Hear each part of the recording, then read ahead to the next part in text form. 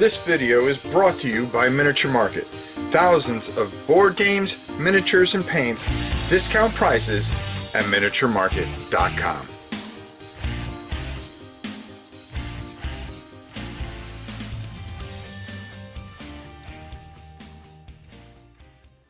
Hey everybody, it's your old pal Rob.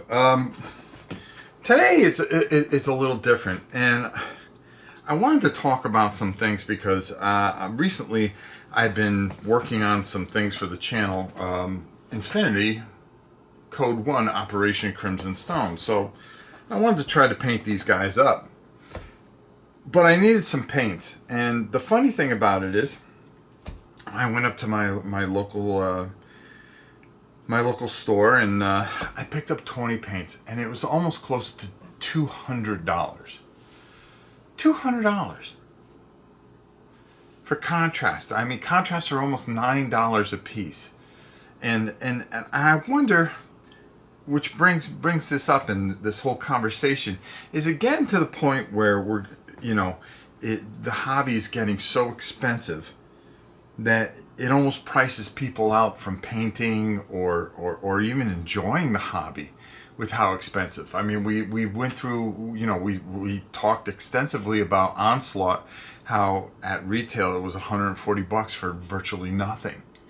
And things seem to be getting more and more expensive. Now,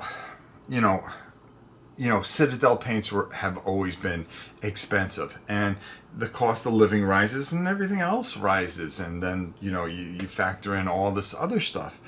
But I remember the days when $30 would get you close to 20 paints. Those days are long gone. Of course, the price of living was a lot different back then. But now, when I came home and I had a little bag and I almost had $200 worth of stuff in there, and I scratched my head. I really did. And I feel for some of you guys out there, or for younger generation that wants to kind of start painting, okay, and don't know where to start. And you go to buy one of those sets, and sometimes those are $50 for 8 paints or 9 paints, or $40 for $39.99 for 8 paints, and you don't get all the colors, and then maybe you get a brush with it. And it's not the fault of the company. You can't go, hey, it's Citadel, hey, it's Reaper, hey, it's Army Painter. It gets to the point where you kind of wish, well, something, maybe I'll play with these gray. Doesn't that take away from the game a little bit? And part of the hobby is kind of when you play a miniature game or you go buy a miniature game, you want to paint up your figures. And that's part of the hobby. That's part of the enjoyment of a miniatures hobby. Putting them together sometimes. That's one part of the hobby. The other part is painting it, and then of course gameplay. And are there other options? Especially when you go out and I could pull a paint here. Okay, $16.99 for an Army Painter for Desert Primer that I want to use for whatchamacallit. That's $20 for a can of paint. I'm gonna tell you a little story too. Okay, this was before I started shopping up at the Bearded Brown Coat, which is one of the best stores in Florida. Go check it out if you're in the Ocala area or the Bellevue area. They have 2 stores, and they do a fantastic job. They're just great people. And it was before I was shopping there. I was on my way home from work and I needed some paint. So I stopped and I got a couple of cans of paint for a project that I was going to do. Matter of fact, it was an Army Painter paint, a can of paint. And this isn't about Army Painter, okay? Because we'll talk a little bit more about some of this stuff, cheaper ways to do it maybe, but how much quality you lose. But I stopped at a hobby town, and they had an assortment of different types of paints. So I saw the Army Painter paints, picked them up, brought them home. about a month later, I started, about 5 weeks later, I started my project. I shook up the can, went to spray it, nothing came out. Nothing came out. And I went, oh, bad can of paint. No problem. You know, I was buying quite a bit down there at the time. You know, I was going in there. It was $200 every time I went to go get paint. To go get paint. And it just continually seems to rise. And I wonder how you guys deal with it. So I went back down there, okay, and I said, hey, I bought this about a month ago, and I just started my project, and I went, and as you can see, it's a full can of paint. It won't spray. Nothing came out. They took it out back. They tried it. Yeah, it's no good. You bought it more than 30 days ago. We cannot exchange this for you. I go, what? I go, but I never opened it. I go, am I supposed to use that paint the day I got it, and I only got a couple of weeks to use it before I can bring it back? You know, I like to stock up on things because there are so many different projects. You know, you start thinking ahead of your projects. No, they were pretty rude about it, and I will never shop at that hobby town again in Orlando. And I don't think you should either, because they're nothing but they were just rude. Yeah, you know, I could see even if they were apologetic or something. Oh, we're really sorry, but you know, this is our policy. You know, all I was asking for was an exchange. I wasn't asking for my money back. And, you know, how quickly a $20 bill can go. I was better off playing the lotto and playing 1, 2, 3, 4, 5. I had a better chance of hitting than getting any kind of customer service out of them. Never shop there again, whatever. But that goes to show you, you know, there are times that I run into paints that are dried up. And I've had them for a while. So do you try to stock up when you can get it and take the chance of not opening it? Because a lot of Citadel paints dry up on you, believe it or not. And it was a lot easier when I had Army Painter as, you know, I still advertise for him. I feel real bad. But when I started losing feeling in my arm, and I couldn't paint as much, you know, why would you send me paint? They used to send me, you know, samples of things and stuff like that, and I would make videos of it. But if I can't paint, what good is it, right? So, you know, they forgot about me, which is fine. And this isn't about Army Painter. I would too. If I can't give you quality and I give you very, very amateurish look to things, I wouldn't send anybody anything. That's not what this is about. When then I had to start going buying all my stuff, which I would buy stuff on top of what I would get from Army Painter. But, you know, I just can't believe how expensive it is. And does that put a pressure on you guys? You know? And I always think about you guys when I go buy something and I put my money out there and I go, well, I think of the average consumer, not the YouTuber like myself or something like that, you know, where I do catch a break here and there. You know, somebody will send me something.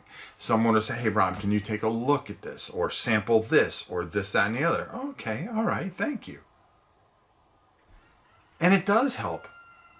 But for you, the everyday guy that just is watching this and 15 other channels, how hard is it to keep up with it?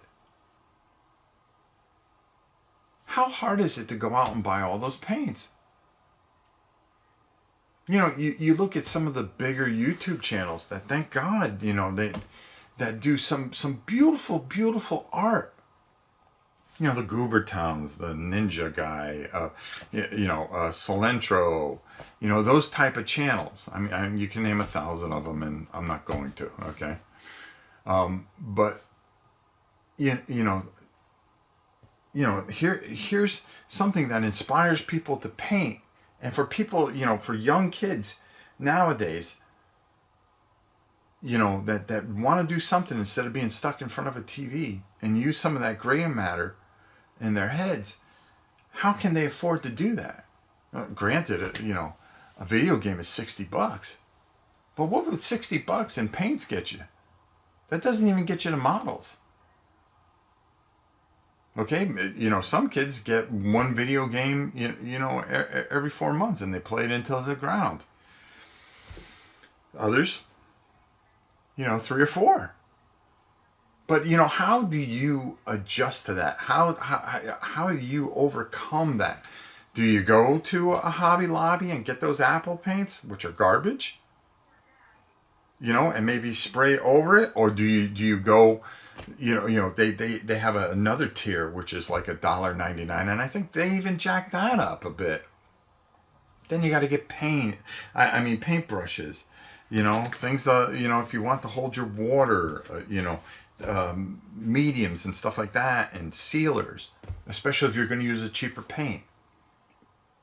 Then if you use that Rust-Oleum stuff, that primer stuff, the chances of those cans being good are very, very, very slim. Very slim.